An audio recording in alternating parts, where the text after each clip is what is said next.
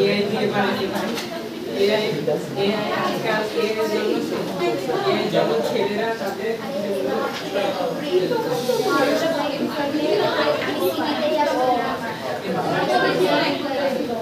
দিব না মূল্য দিব না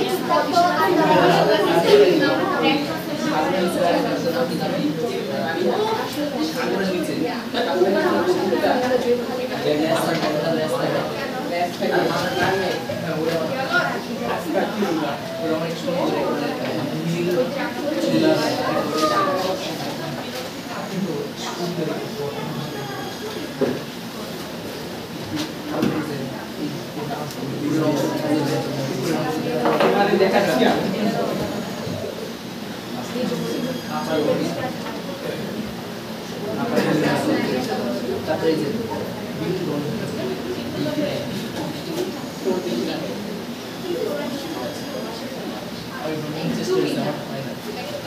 তো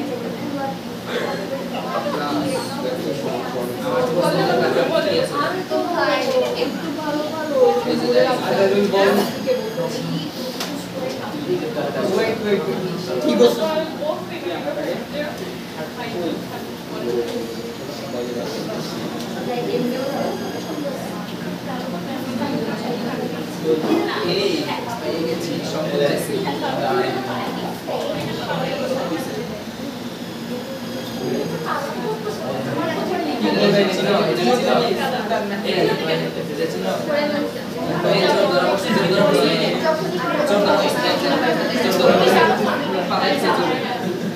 তোরে আমি বলছি আমি এদের এই চুরাই চলে আমি এদের আপনার কাছে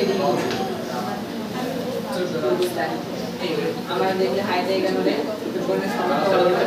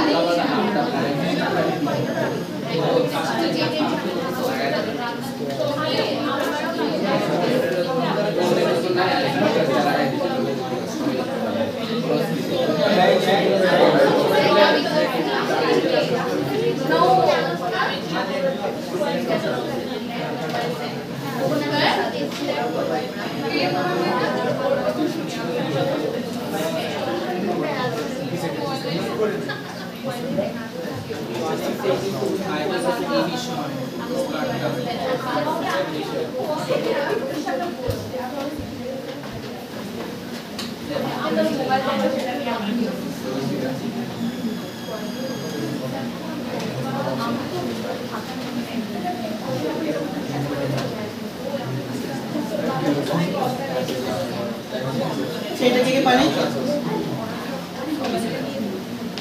কজন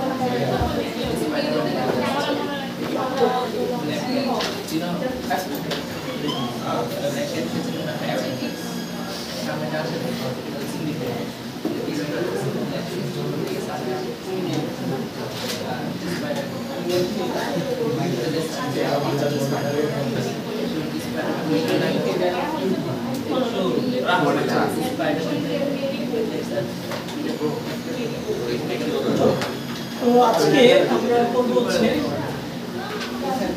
অ্যাটমিক স্পেকট্রাম বা পারমাণবিক বর্ণালী।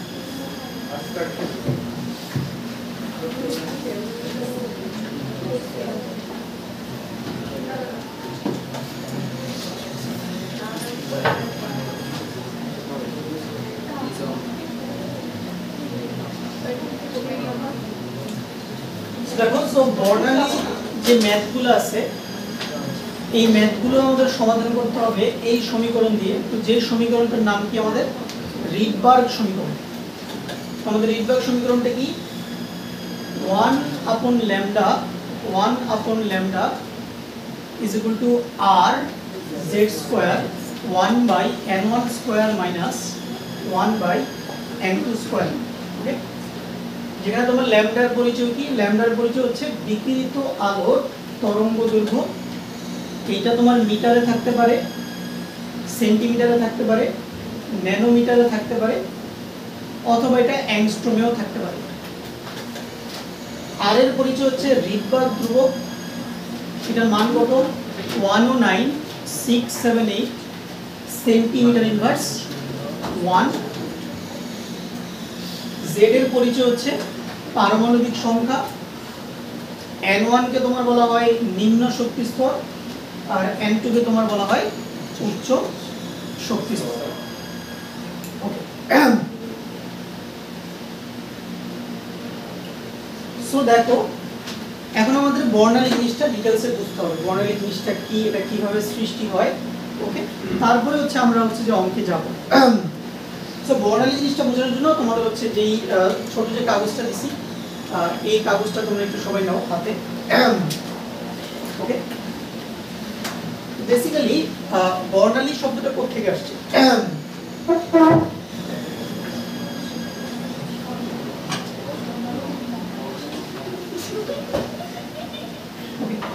সো যদি আমরা একদম সহজ ভাষায় বলতে চাই যে বর্ণালী কি জিনিস, বর্ণালী হচ্ছে অনেকগুলো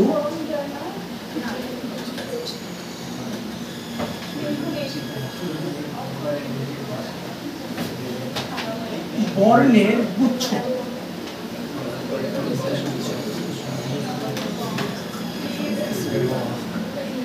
ওকে, তাহলে সোজা বাংলায় বললে অনেকগুলো বর্ণের গুচ্ছকে আমরা কি বলে থাকি? বর্ণালী বলে থাকি।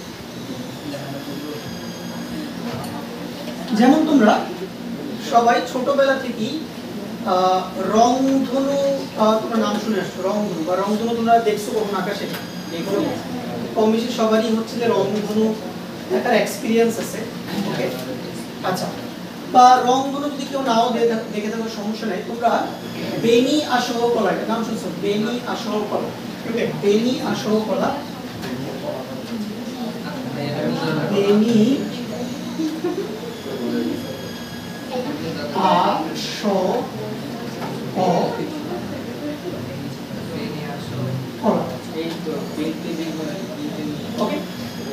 তো এই বেনি আসহ কলা দিয়ে আমরা কোন কোন বর্ণকে বুঝে থাকি? যেমন ধরো বে দিয়ে কি বোঝায়?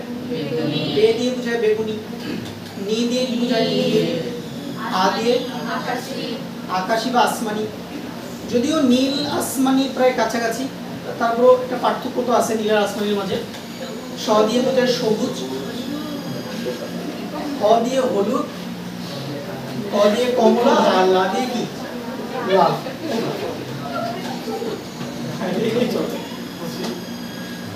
এখন দেখো এই বেনিয়া শুকলাকে আমরা ইংরেজিতে কি বলতে পারি?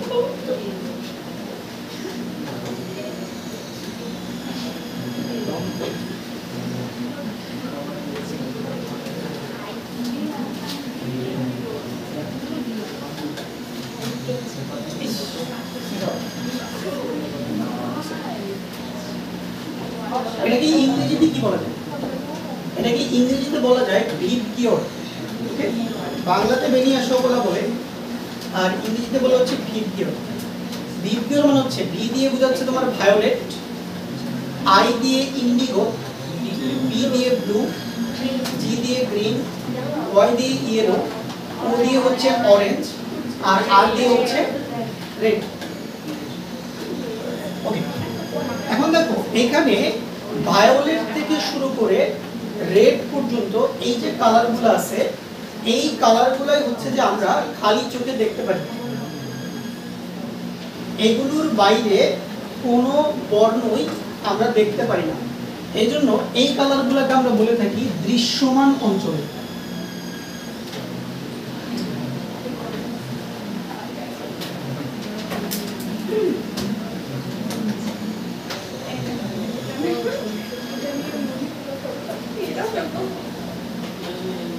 এই কালারগুলোকে কি বলে?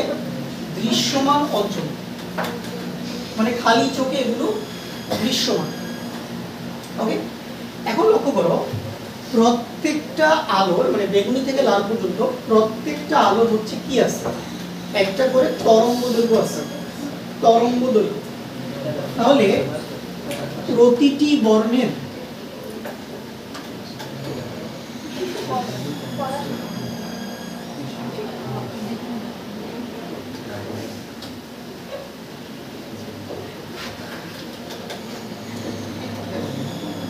তরঙ্গ দৈর্ঘ্য বিদ্যমান।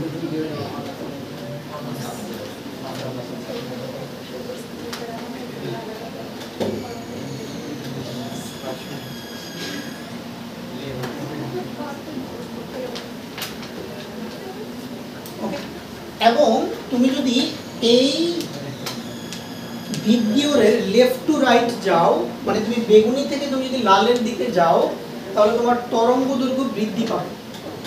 তাহলে তুমি যদি লেফট টু রাইট যাও, বাম থেকে ডানে যাও, তাহলে তোমার ল্যামডা বাড়বে।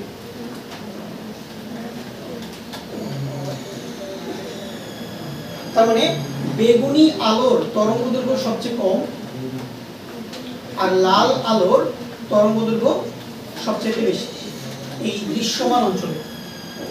কিন্তু যদি ল্যামডা বাড়ে, দেখো যদি ল্যামডা বাড়ে তাহলে তোমার যে কম্পাঙ্ক আছে এটা কমবে।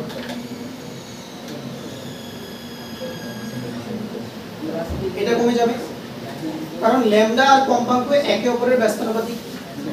ল্যামডা বাড়লে কম্পাঙ্ক কমবে, আর যদি কম্পাঙ্ক কমে তাহলে শক্তি কমবে।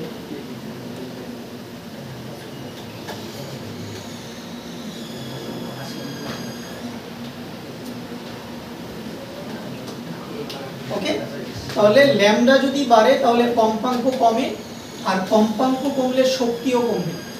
বা এইভাবে বলা যেতে পারে ল্যামডা বাড়লে শক্তি কমে, ল্যামডা বাড়লে শক্তি কমে। তাহলে দেখো আমি যেটা বলতে পারি যে বেগুনি আলোর তরঙ্গদৈর্ঘ্য সবচেয়ে কম। এর অর্থ হচ্ছে বেগুনি আলোর একটি ফোটনের শক্তি সবচেয়ে বেশি বলা যায়, কারণ আলোর কণাকে কি বলা হয়? ফোটন। আলোর কণাকে কি বলে? ফোটন। ওকে, আচ্ছা, আর লাল আলোর তরঙ্গদৈর্ঘ্য সবচেয়ে বেশি। এর অর্থ হচ্ছে লাল আলোর একটি ফোটনের শক্তি সবচেয়ে কম। বুঝতে পারছো বিষয়টা? তাহলে তরঙ্গদৈর্ঘ্যের সাথে শক্তি হচ্ছে ব্যস্তানুপাতিকভাবে সম্পর্কিত। তাহলে আমরা এইভাবে লিখতে পারি E is proportional to F, অথবা E is proportional to 1 by lambda।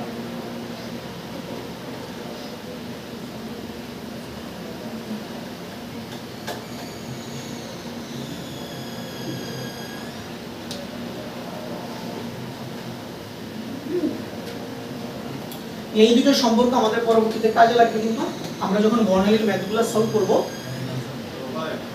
জি ভাই সাউন্ড একটু বইগুলো নিয়ে তো একটু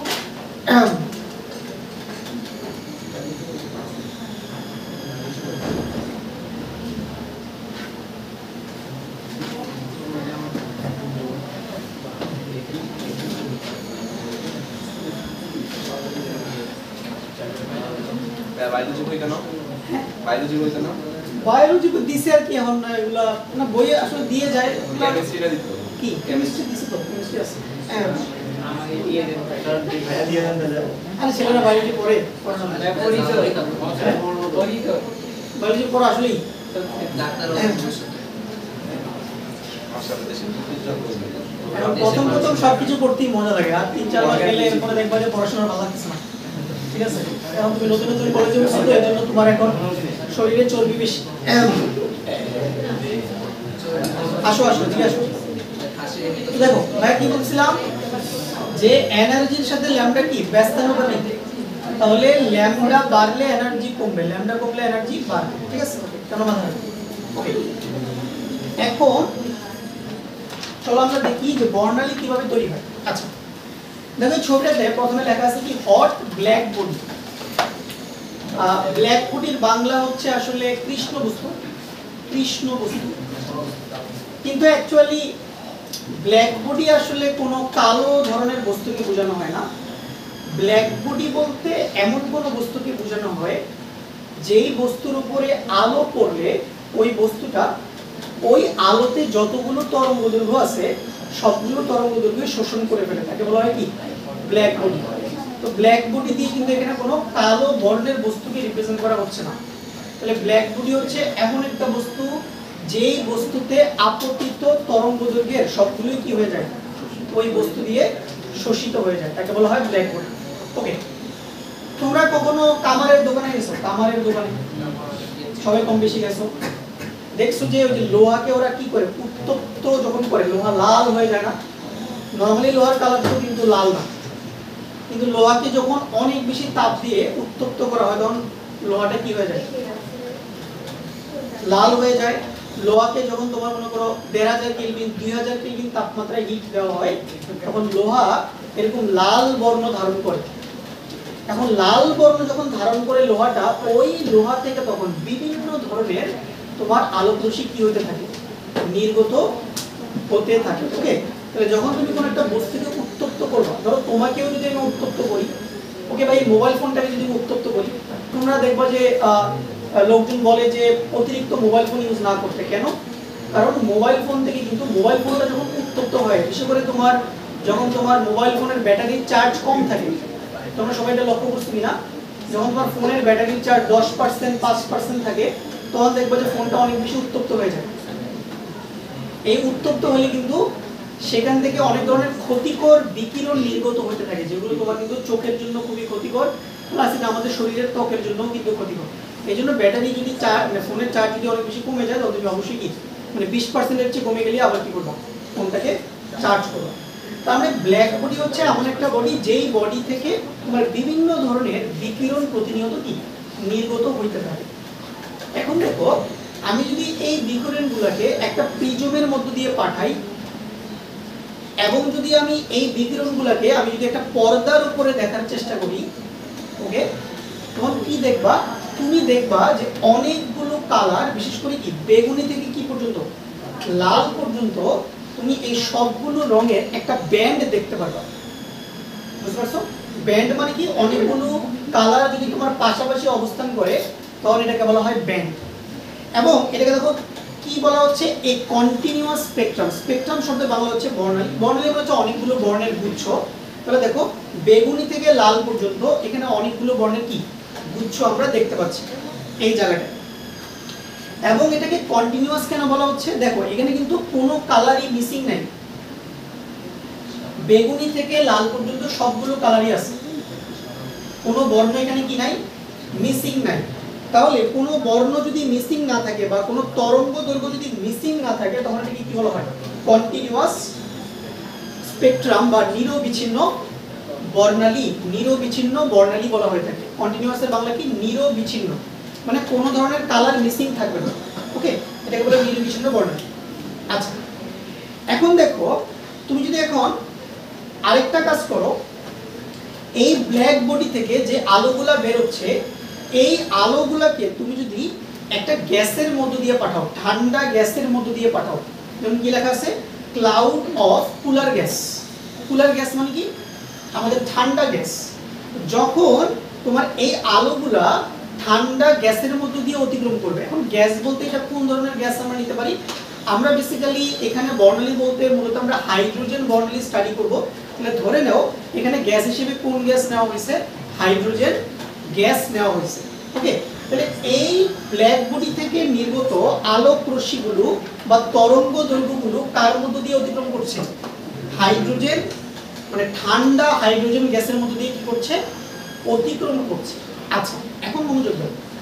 এখন তোমরা সবাই জানো যে হাইড্রোজেন গ্যাসের গ্যাস যদি আমরা নেই, ঠিক আছে, সেখানে তোমার হাইড্রোজেন গ্যাসের অণু থাকবে। তো হাইড্রোজেন গ্যাসের অণু থাকা মানে কি, হাইড্রোজেন গ্যাসের পরমাণু থাকবে।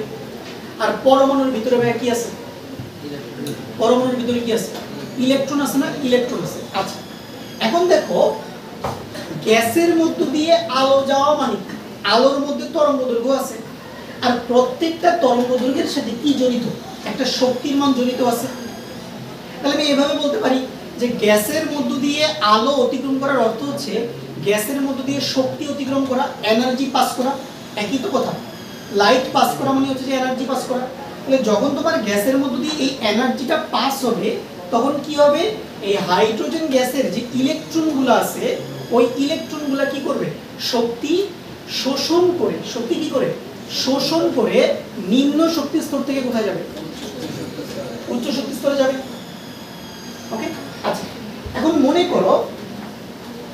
করো আমি 60টা তরঙ্গদৈর্ঘ্য নিলাম, λ1, λ2, λ3, λ4, λ5, λ6,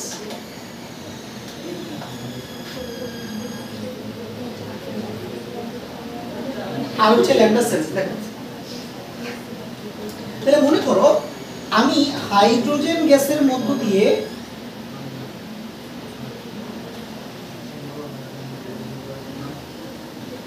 কয়টা তরঙ্গদৈর্ঘ্য পাস করাইলাম, বলো কয়টা তরঙ্গদৈর্ঘ্য পাস করাইলাম, 60টা তরঙ্গদৈর্ঘ্য আমি পাস করাইছি, λ1 থেকে শুরু করে λ7 পর্যন্ত।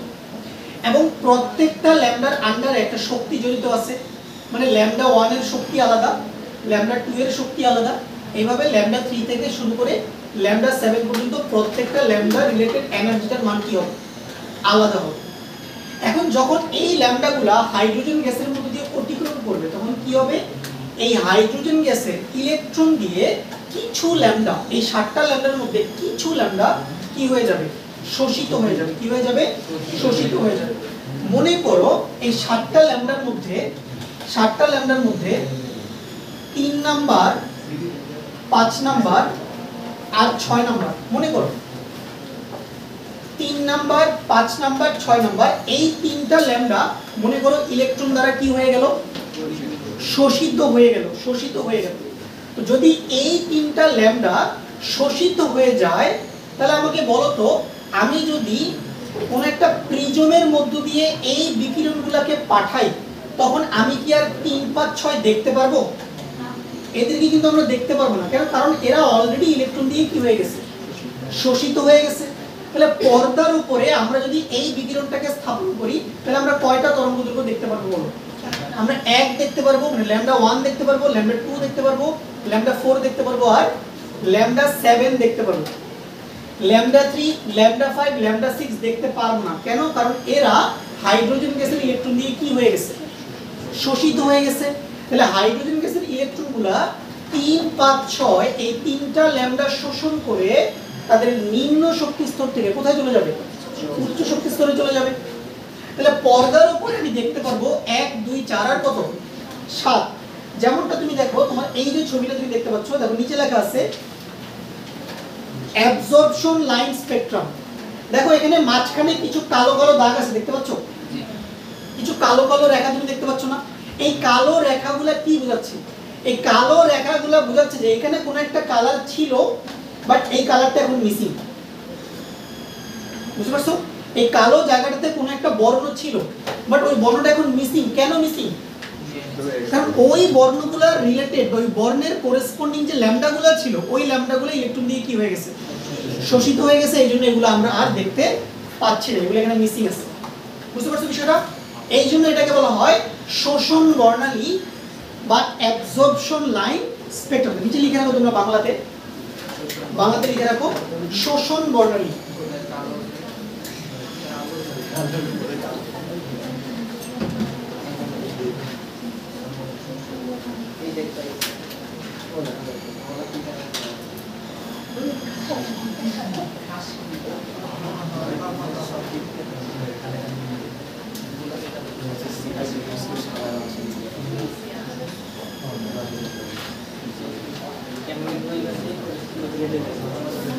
তাহলে শোষণ বর্ণালী কিভাবে গঠিত হয়? মনোযোগ দাও। শোষণ বর্ণালী কিভাবে গঠিত হয়? শোষণ বর্ণালী গঠিত হবে যেই তরঙ্গদৈর্ঘ্যগুলো শোষিত হবে না তাদের দিয়ে। বুঝতে পারছো কিনা? যেই তরঙ্গদৈর্ঘ্যগুলো শোষিত হবে না তাদেরকে দিয়ে সবসময় কি শোষণ বর্ণালী গঠিত হবে।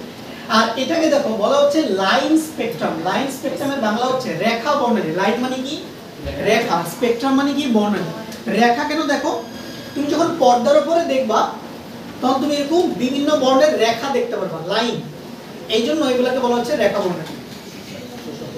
আচ্ছা, এখন আমরা জানি যে ইলেকট্রন শক্তি শোষণ করে নিম্ন শক্তি স্তর থেকে কোথায় গেল, উচ্চ শক্তি স্তরে যাবে, ভালো কথা। বাট আমরা জানি ইলেকট্রন কিন্তু খুব বেশি সময় ধরে উচ্চ শক্তি স্তরে অবস্থান করবে না।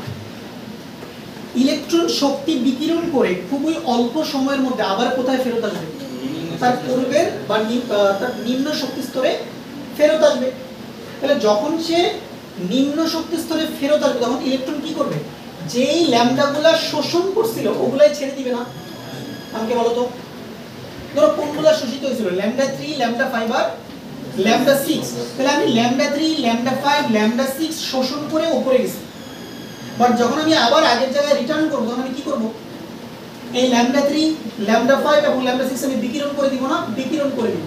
তাহলে আমি যদি আবার এই প্রিজমের মধ্যে এই কালারগুলো দেখতে চাই তাহলে আমি কি দেখব? দেখো তুমি নিচের ছবিটা দেখো, নিচের ছবিটা দেখো। নিচে তুমি দেখতে পাচ্ছ কয়েকটা ভার্টিক্যাল লাইন দেওয়া আছে। বেশিরভাগ জায়গায় ব্ল্যাক না, দেখো তো বেশিরভাগ জায়গায় ব্ল্যাক, অনলি জাস্ট কয়েকটা জায়গায় আমরা কি কয়েকটা বর্ণের রেখা দেখতে পাচ্ছি। এই রেখাগুলো কোন রেখা? এই রেখাগুলো কোন রেখা বলো? এই রেখাগুলো হচ্ছে ওই রেখাগুলো বা ওই তরঙ্গদৈর্ঘ্যগুলো যেগুলো ইলেকট্রন দ্বারা কি হয়ে গেছিল, শোষিত হয়ে গেছিল। কথাটা বুঝতে পারছো কিনা? তাহলে যেই তরঙ্গদৈর্ঘ্যগুলো শোষিত হয়ে যাবে ওগুলো দিয়ে কি বর্ণালী তৈরি হয়? ওগুলো দিয়ে তৈরি হয় তোমার এমিশন স্পেকট্রাম। এমিশনের বাংলা হচ্ছে বিকিরণ। এমিশনের বাংলা কি? বিকিরণ বা এমিশন লাইন স্পেকট্রাম। তার মানে দেখো উপরের ছবিতে যেই জায়গাগুলো কালো, নিচের ছবিতে ওই জায়গাগুলো মানে তোমার ওই জায়গাগুলোতে আলো আছে। তুমি ভালো করে দেখো। আর নিচের ছবিতে বেশিরভাগ জায়গায় কালো, বা নিচের ছবিতে যে জায়গায় কালো আছে উপরের ছবিতে ওই জায়গায় কি আছে, আলো আছে। এখন তুমি যদি এই দুইটা জিনিস একসাথে মিশিয়ে ফেলো, মানে অ্যাবজর্পশন স্পেকট্রাম আর তুমি যদি এমিশন স্পেকট্রামকে একসাথে করে ফেলো তখন তুমি কি পেয়ে যাবে? কন্টিনিউয়াস স্পেকট্রাম বা নিরবিচ্ছিন্ন বর্ণালী পেয়ে যাবে। তাহলে বোঝা গেল কিভাবে বর্ণালী তৈরি হয়। তাহলে বর্ণালী কিভাবে তৈরি হয়? দেখো বর্ণালী তৈরি হয় খুবই সিম্পল। জাস্ট তুমি কি করবা, কিছু আলোকে বা কিছু তরঙ্গদৈর্ঘ্যকে তুমি কি করবা, কোন একটা পার্টিকুলার গ্যাসের মধ্যে দিয়ে পাস করবা। এখানে তুমি হাইড্রোজেন গ্যাস ছাড়াও অন্যান্য গ্যাস তুমি নিতে পারো, নিয়ন গ্যাস, আর্গন গ্যাস তুমি নিতে পারো, অথবা তুমি চাইলে সোডিয়াম, যে কোনো ধাতুকে তুমি গ্যাসীয় অবস্থায় কনভার্ট করে তাও তুমি কি বর্ণালী ক্রিয়েট করতে পারবে। ধরো তুমি সোডিয়াম ধাতুকে তাপ দিলা, তাহলে সোডিয়াম ধাতুকে তাপ দিলে এটা তরলে পরিণত হবে, আরো তাপ দিলে কিসে যাবে, গ্যাসে পরিণত হবে। দেন তুমি এখানে সোডিয়াম ধাতুর গ্যাসও এখানে তুমি রাখতে পারবে। এবং তোমার ল্যাবরেটরিতে কিন্তু বিজ্ঞানীরা বিভিন্ন ধাতুর বর্ণালী কি করে থাকে, তারা পরীক্ষা করে থাকে। সোডিয়াম, ম্যাগনেসিয়াম, স্টোনসিয়াম, ক্যালসিয়াম, প্রত্যেকটা ধাতুর এরকম কি আছে, আলাদা আলাদা বর্ণালী রেখা আছে। বুঝতে পারছো? এবং প্রত্যেকটা ধাতুর বর্ণালী রেখা কিন্তু ডিফারেন্ট। কেন বলো তো?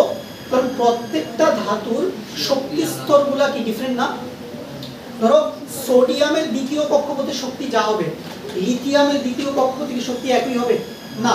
প্রত্যেকটা ধাতুর কক্ষপথগুলিতে শক্তির মান আলাদা, যার জন্য শক্তির পার্থক্য আলাদা, যার জন্য ল্যামডার মানও কি হবে আলাদা আলাদা আসবে, যখন তোমার এক এক মৌলের রেখা বর্ণালী এক এক রকম, বুঝতে পারছো কিনা?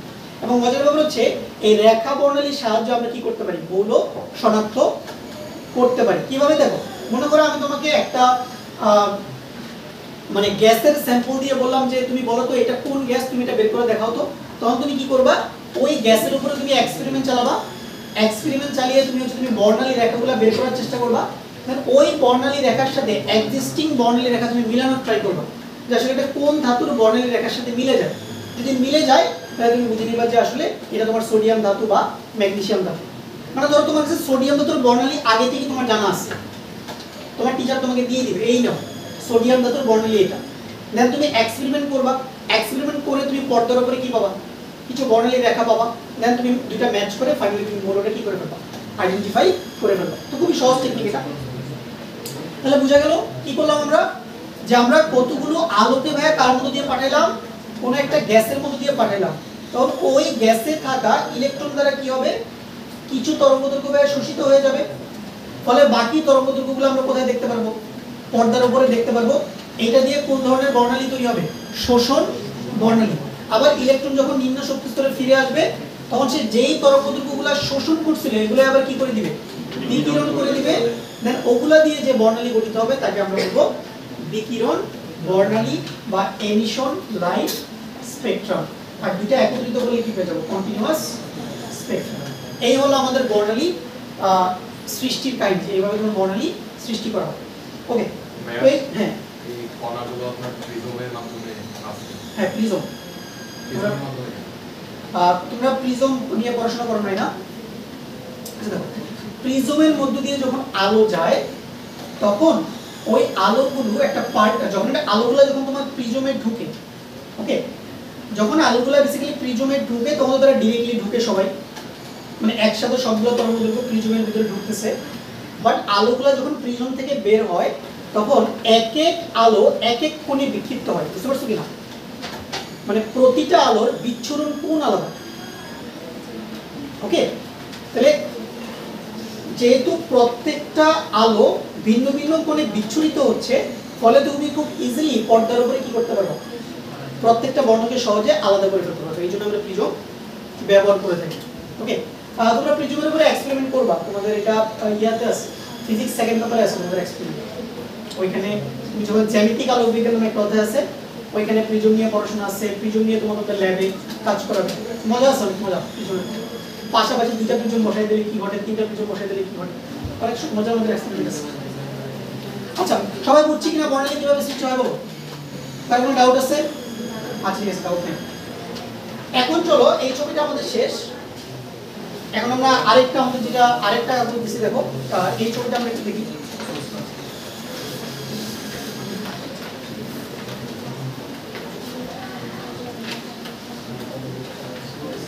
প্রথমে আমরা উপরের ছবিটা দেখো, এখানে কি আছে দেখো, একটা টিউব আছে, এটাকে বলা হচ্ছে gas discharge tube containing hydrogen. Okay, দেখো ডিসচার্জ টিউব দিয়ে কি করে, ধরো তুমি এরকম একটা টিউব নিলা,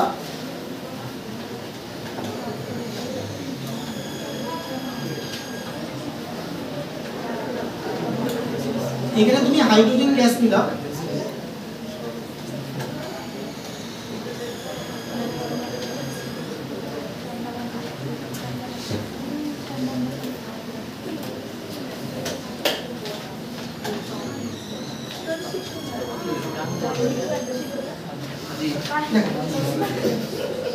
তাহলে তুমি একটা টিউবের মধ্যে হাইড্রোজেন গ্যাস নিলা, দেন তুমি কি করলা, এই টিউবটাকে তুমি একটা ভোল্টেজ সোর্সের সাথে কানেক্ট করলাম, মানে কি প্লাস মাইনাস,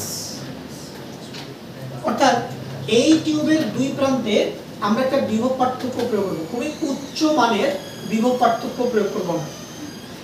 আচ্ছা বলো তো, বিভব পার্থক্য প্রয়োগ করে কি করা হয়? বিদ্যুৎ প্রবাহ করা হয়, বিদ্যুৎ প্রবাহ বা ইলেকট্রন প্রবাহ, ইলেকট্রন প্রবাহ করা হয়। ঠিক আছে, তোমারটা কথা আংশিক সত্য, বাট অ্যাকচুয়ালি কি করা হয় বিভব পার্থক্য দিয়ে বলো? অ্যাকচুয়ালি কি করে? পটেনশিয়াল ডিফারেন্সের মেইন রোলটা কি? পটেনশিয়াল ডিফারেন্স দিয়ে বা বিভব পার্থক্য দিয়ে মূলত কোন একটা চার্জিত কণাকে শক্তি দেওয়া হয়। কি দেওয়া হয়? এনার্জি। তোমরা 19 এ স্থির তড়িৎ পড়ছো? স্থির তড়িৎ একটা ফর্মুলা ছিল না, W সমান VQ, পড়ছো তোমরা এটা? যদি স্থির তড়িৎ পড়ে থাকো তাহলে তোমরা সবাই এই ফর্মুলাটা দেখছো, W VQ, ঠিক আছে না? মানে কোন একটা চার্জের উপরে কৃত কাজ, চার্জের উপরে কৃত কাজ। তাহলে চার্জের উপরে কৃত কাজ কিভাবে বের করে? চার্জ ইনটু বিভব পার্থক্য, বিভব পার্থক্য। ওকে, তাহলে লক্ষ্য করো, যখন তুমি এই টিউবের দুই প্রান্তে বিভব পার্থক্য প্রয়োগ করছো, এর মানে তুমি এই বিভব পার্থক্য প্রয়োগের মাধ্যমে তুমি এই হাইড্রোজেন গ্যাসের ভিতরে থাকা যে ইলেকট্রনগুলো আছে, এই ইলেকট্রনগুলোকে তুমি প্রয়োজনীয় শক্তি কি করছো? সরবরাহ করছো আসলে। তাহলে বিভব পার্থক্য দিয়ে কি প্রোভাইড করা হয়? এনার্জি প্রোভাইড করা হয়। কাকে এনার্জি প্রোভাইড করা হচ্ছে এখানে? ইলেকট্রনকে এনার্জি প্রোভাইড করা হচ্ছে। বুঝতে পারছো বিষয়টা? ইলেকট্রনকে এনার্জি প্রোভাইড করা হচ্ছে। তাহলে যখন তুমি বিভব পার্থক্য প্রয়োগ করে ইলেকট্রনকে এনার্জি প্রোভাইড করবে, তখন ইলেকট্রন তো আর নিম্ন শক্তি স্তরে থাকবে না, তো সে তো সেই শক্তি শোষণ করে কোথায় চলে যাবে? উচ্চ শক্তি স্তরে চলে যাবে। আবার সে খুব অল্প সময়ের ব্যবধানে আবার কোথায় ফেরত আসবে? নিম্ন শক্তি স্তরে ফেরত আসবে। যখন সে ফেরত আসবে তখন সে কি করবে? কিছু নির্দিষ্ট তরঙ্গদৈর্ঘ্যের আলো কি করবে? বিকিরণ করবে। ওই তরঙ্গদৈর্ঘ্যগুলোকে আমরা কোথায় দেখব? পর্দার উপরে দেখতে পারবো। আর এভাবে যে বর্ণালীটা তৈরি হবে তাকে আমরা কি ধরনের বর্ণালী বলে বলবো? বিকিরণ বর্ণালী বা এমিশন স্পেকট্রাম। তাহলে ছবিতে তুমি দেখতে পাচ্ছ যে ডিসচার্জ টিউবের দুই প্রান্তে বিভব পার্থক্য প্রয়োগ করা হয়েছে।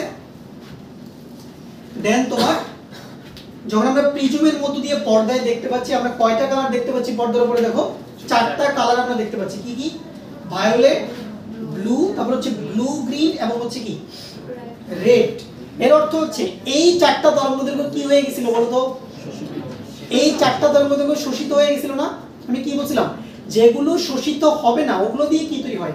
শোষণ বর্ণালী। আর যেগুলো শোষিত হয়ে যায় ওগুলো দিয়ে কি তৈরি হয়? বিকিরণ বর্ণালী। তাহলে এখানে হচ্ছে তোমরা হাইড্রোজেনের বিকিরণ বর্ণালী দেখতে পাচ্ছ, মাত্র চারটা কালার। বুঝতে পারছো? ওকে, এখন আমাদের সবচেয়ে ইম্পর্টেন্ট আজকের ক্লাসের টপিক হচ্ছে আমাদের এই নিচের ছবিটা। হ্যাঁ, স্লিট মানে হচ্ছে ছিদ্র। স্লিটের বাংলা হচ্ছে ছিদ্র। মানে আলোগুলো যাতে এদিক সেদিক বেঁকে না যায়, এজন্য আমরা একটা ছিদ্রের মধ্যে দিয়ে আলোগুলোকে প্রিজমের মধ্যে দিয়ে পাস করে। ওকে, আচ্ছা, তাহলে আশা করি বুঝে গেছে যে কিভাবে বর্ণালী তৈরি হয়। এখন চলো আমরা নিচের ছবিটা বুঝাই। এই নিচের ছবিটা থেকে আমাদের হচ্ছে অ্যাকচুয়াল পড়াশোনা স্টার্ট। বর্ণালী দেখো, এটা আসলে চারটা রঙে শোষিত হবে না, এরকমটা না, এটা জাস্ট বোঝানোর জন্য আর কি। এখানে পাঁচটা তরঙ্গদৈর্ঘ্য শোষিত হতে পারে। তো এখন জাস্ট আমরা আন্ডারস্ট্যান্ডিং এর জন্য এখানে চারটা তরঙ্গদৈর্ঘ্য দেওয়া হয়েছে। ওকে, দেখো এবার নিচের ছবিটা সবাই আসো। তো নিচের ছবিটা আমরা দেখতে পাচ্ছি, এখানে আমাদের ছবিটা স্ট্রাকচারটাকে বোঝার চেষ্টা করো। এখানে আমাদের কিছু হরিজন্টাল লাইন আছে, অনুভূমিক রেখা আছে কতগুলো। তো এই অনুভূমিক রেখাগুলো দিয়ে ভাই কি বোঝায় বলো? এই অনুভূমিক রেখাগুলো দিয়ে কি বোঝায়? এই অনুভূমিক রেখাগুলো দিয়ে বোঝায় তোমার শক্তি স্তর। যেমন দেখো লেখা আছে n = 1 মানে প্রথম শক্তি স্তর, n = 2 মানে দ্বিতীয় শক্তি স্তর, n = 3 হচ্ছে তৃতীয় শক্তি স্তর, n = 4 চতুর্থ, পঞ্চম, ষষ্ঠ, সপ্তম এবং ফাইনালি n = কত? ইনফিনিটি। আমরা বলছিলাম যে আমাদের কক্ষপথ সংখ্যা কি হতে পারে? অসীম সংখ্যক হতে পারে, ইনফাইনাইট নাম্বার অফ কক্ষপথ থাকতে পারে। ওকে, এরপর তুমি দেখো কিছু ভার্টিক্যাল অ্যারো চিহ্ন আছে না, উলম্ব অ্যারো চিহ্ন দেখতে পাচ্ছ? উলম্ব অ্যারো চিহ্ন। এই উলম্ব অ্যারো চিহ্ন দিয়ে কি বোঝানো হচ্ছে? এই উলম্ব অ্যারো চিহ্ন দিয়ে বোঝানো হচ্ছে ইলেকট্রনের ট্রানজিশন, মানে ইলেকট্রন কোন কক্ষপথ থেকে কোন কক্ষপথে ফেরত আসতেছে সেটা আমরা এই উলম্ব রেখাগুলো দিয়ে বুঝাচ্ছি। একদম লেফট হ্যান্ড সাইডে তুমি দেখো সবগুলো অ্যারো চিহ্ন কোথায় গিয়ে শেষ হচ্ছে? দেখো তো সবগুলো অ্যারো চিহ্ন শেষ কোথায়? দেখো সবগুলো অ্যারো চিহ্ন কোথায় গিয়ে শেষ? প্রথম কক্ষপথে গিয়ে শেষ না? দেখো তো, তার মানে দেখো ইলেকট্রন 2 থেকে 1 এ আসতেছে, 3 থেকে 1 এ আসছে, 4 থেকে 1 এ, 5 থেকে 1 এ, 6 থেকে 1 এ, 7 থেকে একে আবার কোথা থেকে আসছে ইনফিনিটি থেকে কোথায় একে। এখন দেখো যখন ইলেকট্রন 2 থেকে একে আসবে মানে দ্বিতীয় শক্তি স্তর থেকে প্রথম শক্তি স্তরে আসবে তখন সে কি একটা নির্দিষ্ট তরঙ্গদৈর্ঘ্যের আলো বিকিরণ করবে। আবার যখন সে 3 থেকে একে আসবে তখন সে কি আরেকটা তরঙ্গদৈর্ঘ্যের আলো বিকিরণ করবে। যখন ইলেকট্রনটা 4 থেকে একে আসবে তখন সে কি আরেকটা তরঙ্গদৈর্ঘ্যের আলো বিকিরণ করবে। তাহলে প্রতিটা ট্রানজিশনের জন্য প্রতিটা স্থানান্তরের জন্য ইলেকট্রন কি করবে একটা নির্দিষ্ট তরঙ্গদৈর্ঘ্যের আলো বিকিরণ করবে। তাহলে এই সবগুলো তরঙ্গদৈর্ঘ্য একত্রিত করলে কি পেয়ে যাবো একটা বর্ণালী পেয়ে যাবো না আমরা একটা বর্ণালী পাবো কিনা বলো। তাহলে এই ইলেকট্রনগুলো যদি উপরের যে কোনো কক্ষপথ থেকে প্রথম কক্ষপথে ফিরে আসে তখন যে বর্ণালী সিরিজ সৃষ্টি হয় এটাকে বলা হয় বর্ণালী সিরিজ বা বর্ণালী সারি। এই সিরিজটার নাম হচ্ছে লাইমেন। কি নাম দেখো Lyman series. Lyman series series মানে যেখানে অনেকগুলো তরঙ্গদৈর্ঘ্য পাশাপাশি অবস্থান করে তখন তাকে বলা হয় সিরিজ। তাহলে লক্ষ্য করো ইলেকট্রন উপরের যে কোনো কক্ষপথ থেকে যদি কোন কক্ষপথে ফেরত আসে প্রথম কক্ষপথে ফেরত আসে তখন যে বর্ণালী সারির উৎপত্তি ঘটে তাকে কি বলা হয় লাইমেন সিরিজ। এটা হচ্ছে বিজ্ঞানী লাইমেনের নাম অনুসারে এগুলো হচ্ছে প্রত্যেকটা বিজ্ঞানীর নাম। কথাটা বুঝতে পারছো ওকে। এবং লাইমেন সিরিজের তরঙ্গদৈর্ঘ্যগুলো কোন অঞ্চলে থাকবে দেখো নিচে লেখা আছে কোন অঞ্চলে থাকবে আলট্রাভায়োলেট। কোন অঞ্চলে আলট্রাভায়োলেট বা অতি বেগুনি অঞ্চলে থাকবে ওকে। আচ্ছা এরপরে দেখো ডান পাশে দেখো আমাদের সবুজ কালারের কিছু অ্যারো চিহ্ন আছে দেখতে পাচ্ছ সবুজ কালারের কিছু অ্যারো চিহ্ন আছে। এই অ্যারো চিহ্নগুলো কোথায় গিয়ে শেষ দ্বিতীয় কক্ষপথে গিয়ে শেষ। দেখো তাহলে দেখো 3 থেকে 2 এ আসছে অথবা ইলেকট্রন 4 থেকে 2 এ আসছে 5 থেকে 2 এ আসছে 6 থেকে 2 এ আসছে 7 থেকে 2 এ আসছে বা অসীম থেকে 2 এ আসছে। তাহলে ইলেকট্রন যদি উপরের যে কোনো কক্ষপথ থেকে দ্বিতীয় কক্ষপথে ফেরত আসে তখন যে বর্ণালী সারির উৎপত্তি ঘটে তখন তাকে বলা হয় বামার সিরিজ। উচ্চারণটা কি হবে বামার সিরিজ। বামার সিরিজ। এবং বামার সিরিজের যে তরঙ্গদৈর্ঘ্যগুলো আছে এগুলো কোন অঞ্চলে থাকবে ভিজিবল রিজিয়ন বা দৃশ্যমান অঞ্চলে। মানে দৃশ্যমান অঞ্চল মানে কি ভিবগিয়র বুঝতে পারছো ভায়োলেট থেকে রেড পর্যন্ত এগুলো তুমি খালি চোখে দেখতে পারবা। অতি বেগুনি রশ্মি খালি চোখে দেখা যায় না অতি বেগুনি রশ্মি খালি চোখে দেখা যায় না ওকে। এরপরে দেখো ইলেকট্রন যদি উপরের যে কোনো কক্ষপথ থেকে যদি তৃতীয় কক্ষপথে ফেরত আসে তখন যে বর্ণালী সারি পাবো তাকে আমরা বলবো প্যাসচেন। দেখো কি নাম দিচ্ছে প্যাসচেন যে বিজ্ঞানীর নাম প্যাসচেন। আর এইটা কোন অঞ্চলে থাকবে ইনফ্রারেড। ইনফ্রারেডের বাংলা হচ্ছে অবলোহিত। কি নাম অবলোহিত। এটাকে বলা হয় নিয়ার ইনফ্রারেড। এরপরে দেখো ইলেকট্রন যদি উপরের যে কোনো কক্ষপথ থেকে চতুর্থ কক্ষপথে ফেরত আসে তখন যে বর্ণালী সারির উৎপত্তি ঘটে তাকে বলা হয় ব্র্যাকেট সিরিজ। কি সিরিজ ব্র্যাকেট। এটা হচ্ছে তোমার ফার ইনফ্রারেড। এরপর যদি 5 এ ফেরত আসে এটাকে বলা হয় ফুন সিরিজ। এটা হচ্ছে পি ফুন না এটা হবে ফুন সিরিজ মানে পি উচ্চারণ হবে না ফুন সিরিজ ওকে। আর যদি 6 এ রিটার্ন করে এটা তোমরা একটু লিখে নাও আর যদি 6 এ রিটার্ন করে এই সিরিজটার নাম হচ্ছে হামফ্রিস।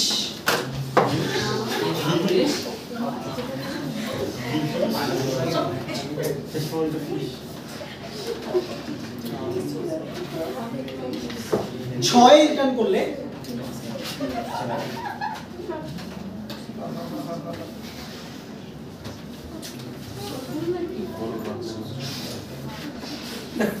তাহলে 6 রিটার্ন করলে সিরিজটার নাম কি হামফ্রিস। তাহলে 1 এ রিটার্ন করলে সিরিজের নাম কি লাইমেন।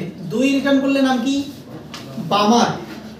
3 রিটার্ন করলে প্যাসচেন। 4 রিটার্ন করলে ব্র্যাকেট। 5 রিটার্ন করলে কি ফুন্ড। পি উচ্চারণ হবে না। আর 6 রিটার্ন করলে কি হামফ্রিস। এটা নাকি বিজ্ঞানীর নাম ঠিক আছে এগুলো বিজ্ঞানীদের নাম। তোমরা যেমন তাদের নাম শুনে হাসো ওরাও আমাদের নাম শুনে হাসে ঠিক আছে এরকম विचार कहिए वो तो बेचे नहीं विचार कहिए বুঝি নাই আপনি কি চিনি কিনা কি বলছেন তো কথা বুঝি নাই विचार कहिए না কি এটা জিজ্ঞেস করুন আমি চাট গায় কিনা আমি চাট গাইতে যাব না আমি বইঙ্গা ঠিক আছে তোমরা সেখানে চাট গায় কি আছে তো অথেন্টিক চট্টগ্রামের মানুষ কারা তোমরা দুজন বাকিরা সব বইঙ্গা হ্যাঁ হাফ হাফ আর কি হাফ চ্যাট কেমন বুঝলাম বুঝলাম না এটা বিষয়টা বাবা অর্ধেক মা অর্ধেক বায়োলজি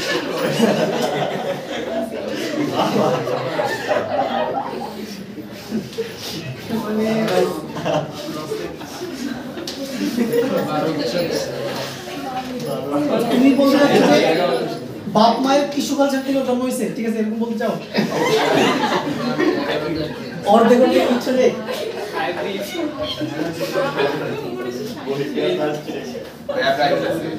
হ্যাঁ দেখো তাহলে বোঝা গেল বর্ণালী সিরিজগুলো বোঝা গেল দেখো আমি জাস্ট তোমাকে মনে রাখার টেকনিক শিখিয়ে দেব অনেকে তোমার সিরিয়ালটা মনে থাকে না মনে রাখার টেকনিক হচ্ছে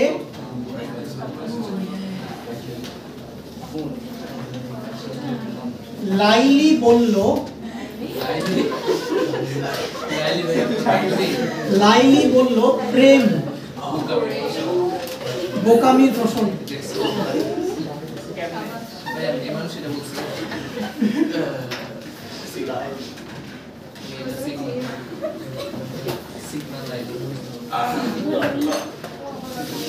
তাহলে সিরিজগুলোর নাম কিভাবে মনে রাখবো এই ছন্দ দিয়ে মনে রাখবো ঠিক আছে লাইলি বলল প্রেম বোকামির ফসল তাহলে লাইলি মানে লাইমেন সিরিজ আচ্ছা দেখো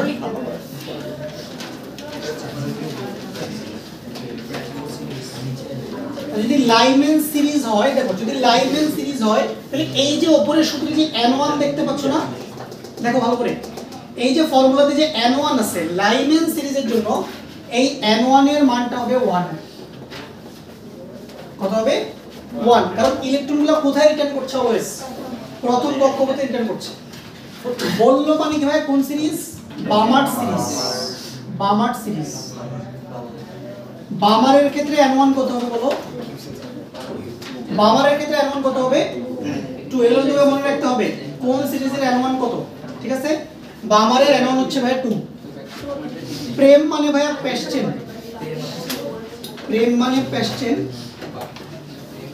ভাইয়া পেস্টেন n1 কত 3 বোকামি মানে ব্র্যাকেট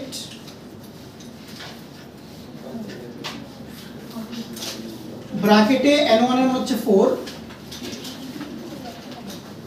আর ফসল মানে হচ্ছে ফুন্ডে n1 হচ্ছে 5 হামফ্রিসে n1 কত হবে 6 ওকে তাহলে প্রত্যেকটা বর্ণালী সারির কার মান ফিক্সড বলো কার মান ফিক্সড n1 এর মানটা ফিক্স থাকবে এটা তুমি মুখস্থ রাখবা n2 এর মান কি হবে এটা প্রশ্নের উপরে নির্ভর করবে সেগুলো নিয়ে আমরা ইনশাআল্লাহ আগামী ক্লাসে বর্ণালী রিলেটেড যাবতীয় যত ম্যাথ আছে সব আমরা সলভ করব যত ধরনের ম্যাথ পরীক্ষা আসতে পারে চলো আজকে দুটো আল্লাহ